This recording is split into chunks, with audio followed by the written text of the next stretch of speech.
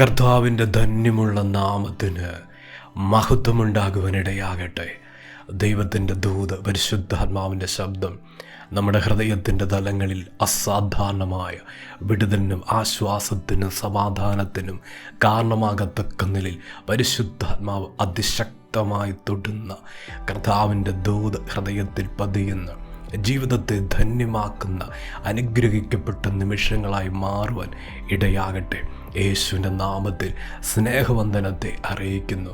ദൈവത്തിൻ്റെ പരിശുദ്ധാത്മാവ് ഇന്ന് അതിശക്തമായി ഇടപെടുന്ന ദൂത് മർക്കോസ് എഴുതിയ സുവിശേഷം 16 അധ്യായം 20 വാക്യം.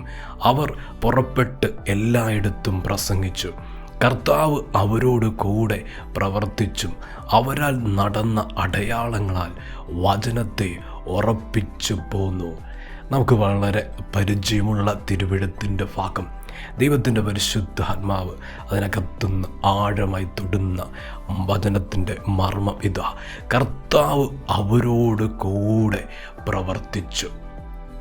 തൻ്റെ ശിഷ്യഗണത്തിൻ്റെ കൂടെ കർത്താവ്, ശിഷ്യന്മാരുടെ കൂടെ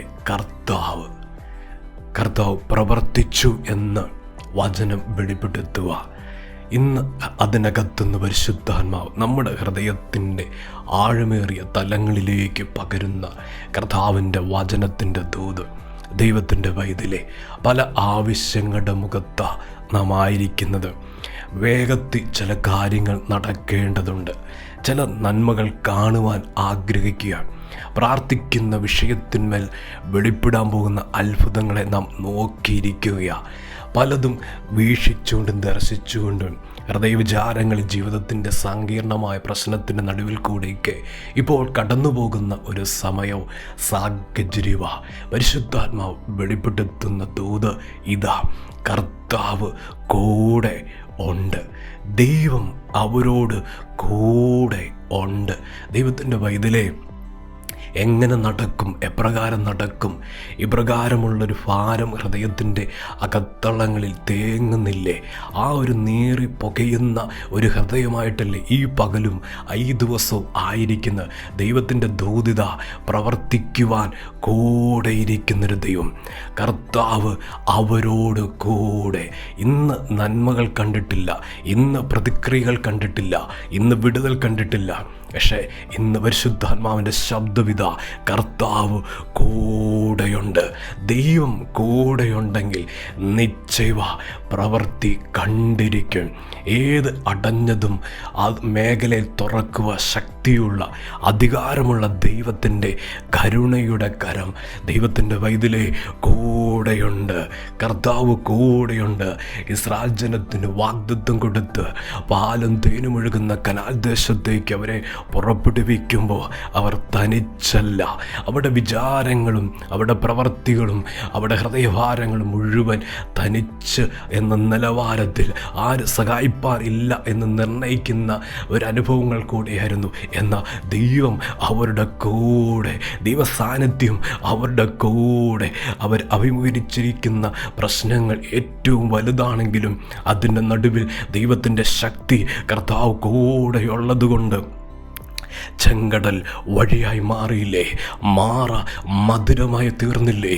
ദൈവത്തിൻ്റെ വൈതിലെ കർത്താവ് കൂടെ ഇരിക്കുമ്പോൾ ചില കയ്പിനെ ഒപ്പിയെടുക്കാൻ പോവാ, ചില അടഞ്ഞ വാതിനെ ദൈവം തുറക്കാൻ പോവാ. പരിശുദ്ധാത്മ ശക്തമായി ഇന്ന് ദൂത് ഇടപെടുക.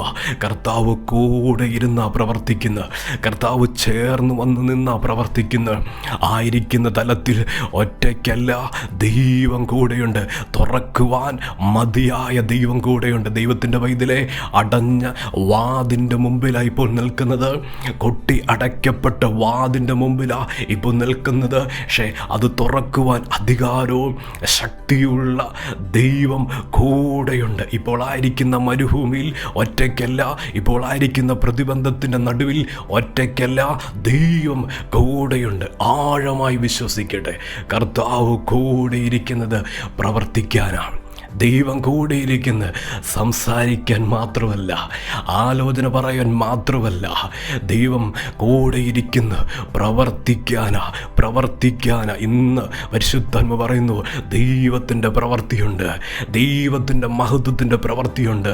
കൂടെ ഇരുന്ന് പ്രവർത്തിക്കും ദൈവത്തിൻ്റെ വൈതലേ. ഒന്നും പ്രവർത്തിക്കാൻ ഇല്ലാത്ത ഈ സാഹചര്യത്തിൽ മൗനം പാലിച്ചു. ആമേ, കരം കെട്ടി നിന്നു. കർത്താവിൻ്റെ കരം ഇതാ പ്രവൃത്തി മണ്ഡലങ്ങളിൽ ചലിക്കാൻ പോകുന്ന, പ്രവൃത്തി മേഖലകളിൽ ദൈവത്തിൻ്റെ മഹത്വത്തിൻ്റെ ഭുജവ ചലിപ്പിക്കാൻ പോകുന്ന ആ നിലവാരത്തിൽ ദൈവത്തിൻ്റെ കരമിറങ്ങുന്നത്. കർത്താവ് അവരോട് കൂടെയുണ്ട്. ഇന്ന് വചനം കേൾക്കുന്ന ദൈവത്തിൻ്റെ വൈതലേ, ഒറ്റപ്പെട്ട് നിൽക്കുകയല്ല കേട്ടോ, ഒറ്റയ്ക്ക് നിൽക്കുകയല്ല, ഏകാന്തത അനുഭവിച്ച് നിൽക്കുകയല്ല. കർത്താവ് കൂടെയുണ്ടെന്ന് പറയുവാൻ പരിശുദ്ധാത്മാവ് ദൂത് വെളിപ്പെടുത്തുക. ദൈവം കൂടെയുണ്ടെന്ന്. വെറുതെ ഇരിക്കാനല്ല കർത്താവ് വന്നത്, ഒരു വാക്കുകൊണ്ട് ആശ്വസിപ്പിക്കാനല്ല ദൈവം വന്നത് പ്രവർത്തിക്കാനാ. കൂടെ ഇരിക്കുന്ന പ്രവർത്തിക്കാനാ. ദൈവപ്രവർത്തി കാണും. ആ നിലയിൽ കർത്താവിൻ്റെ കരമിറങ്ങുന്നു.